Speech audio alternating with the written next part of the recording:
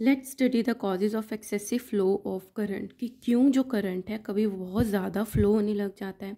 An extremely large current can flow in the household circuit under the two circumstances. दो conditions होती हैं जब जो current का फ्लो है ज़्यादा होता है। Number one is short circuit हो जाए, सेकेंड वन इज़ ओवरलोडिंग या ओवरलोडिंग हो जाए। अब इसका मतलब क्या है? First is short circuit.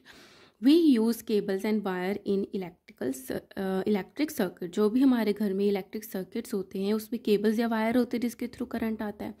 These wires and cable consist of 3 wires. अब इसमें 3 वायर्स होती हैं। एक जो वायर आपको दिखती है उसमें 3 वायर्स होती हैं, live wire, neutral wire and the earth wire.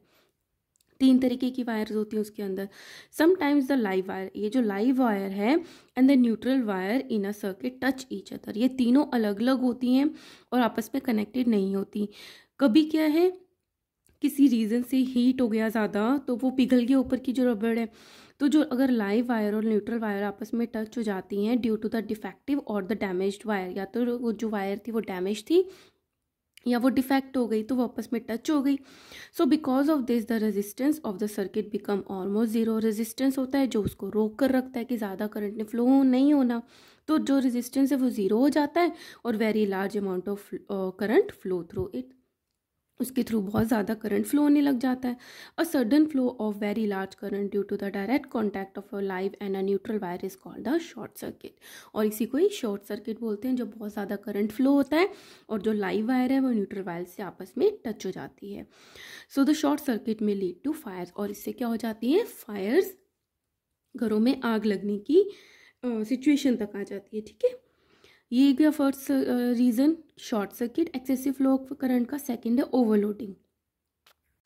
When too many electrical appliances are connected to a single socket, एक ही सॉकेट है और उसमें कितनी सारी चीज़ें हमने कनेक्ट कर ली इलेक्ट्रिकल अप्लायंसेस, तो क्या होगा, यहाँ से बहुत ज़्यादा जो करंट है वो विड्रॉल हो रहा है, आ रहा है।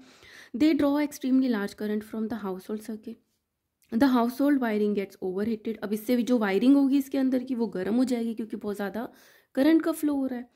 The overheating of the electrical wiring in any circuit due to the flow of the large current through it is called the overloading of the electrical circuit. तो इससे क्या हो गया? ओवर हीटिंग हो गई क्योंकि हमने बहुत ज़्यादा इलेक्ट्रिक करंट को विड्रॉ करे थे, तो इसी को बोलते हैं overloading of the electrical circuit. Excessive overloading of a long period में लीड टू फायर। इसी तरीके से हीट अगर बढ़ती जाएगी तो इससे भी फायर्स लगने के चांसेस इंक्रीज हो जाते हैं। So these are the 2 reasons of the excessive flow of current. Number one is short circuit, another is overloading. And one this MCQ is also missing. Metals have dash resistance. Metals क्या होते हैं? Good conductor होते हैं, तो उनकी resistance कैसी होगी? Very low.